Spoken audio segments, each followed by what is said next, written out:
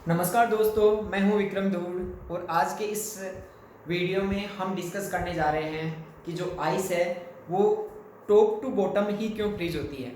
आपने काफ़ी लोगों ने नोटिस किया होगा, जिन्होंने नहीं नोटिस किया उनको बता दें कि जब भी आइस फ्रीज होना शुरू करती है, आइस जमना शुरू करती है, बर्फ़ जब जमती है तो सबसे पहले ऊपर बर्फ़ जमती रहती है, फिर धीरे धीरे नीचे पानी रहता है वो धीरे धीरे जमता रहता है।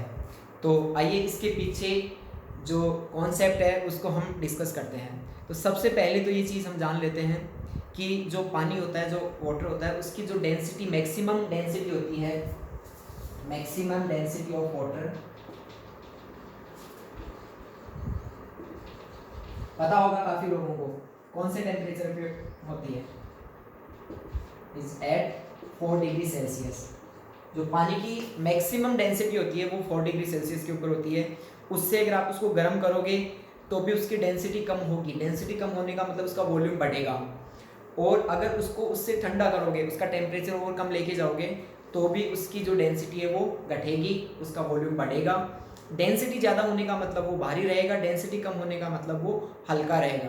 अब आपको ये चीज़ पता होगा कि जो हल्की चीज़ है वो ऊपर रहती है, भारी चीज़ नीचे।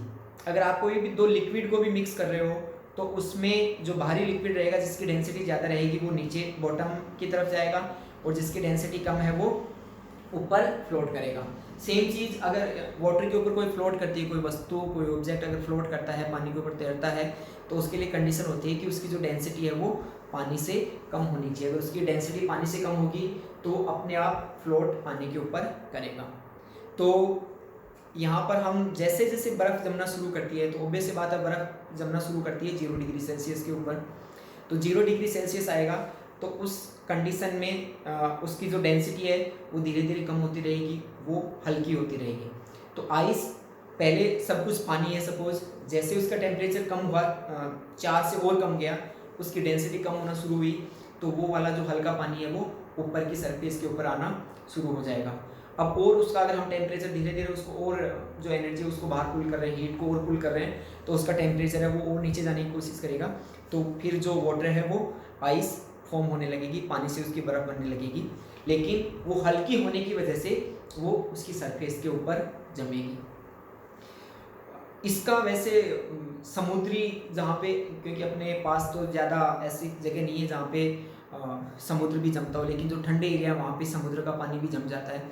और आपको पता होगा कि समुद्र के अंदर मछलियाँ, मरीन लाइफ, काफ़ी जीव जंतु, क्योंकि पृथ्वी का 2/3 हिस्से के आसपास पानी है, तो मरीन लाइफ भी काफ़ी ज़्यादा है। जो हमने यहाँ पृथ्वी के ऊपर लाइफ देखी है, तो मरीन लाइफ भी उसी लेवल में हो सकता है, उससे भी काफ़ी ज़्यादा बड़ी हो।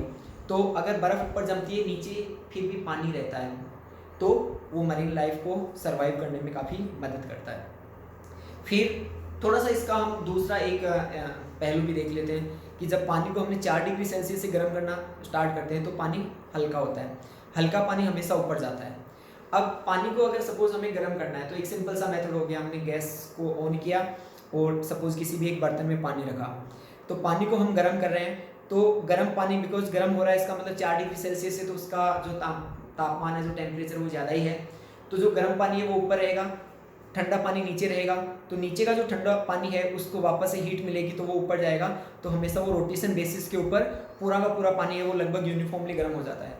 लेकिन अगर इसी का हम दूसरा उदाहरण लें कि सर्दियों में काफ़ी बार हम पानी को गर्म करने के लिए रोड का इस्तेमाल करते हैं, जो लाइट लगा के एक छड़ होती है, उसको गीज़र टाइप में जो बाल्टी के अंदर लगाया उसको छड़ को, और उससे पानी गर्म किया, तो ऑब्वियस सी बात है जो छड़ है वो उतना बॉटम तक तो टेम्परेचर दे नहीं पाएगी, वो थोड़ा सा ऊपर ही रहती है।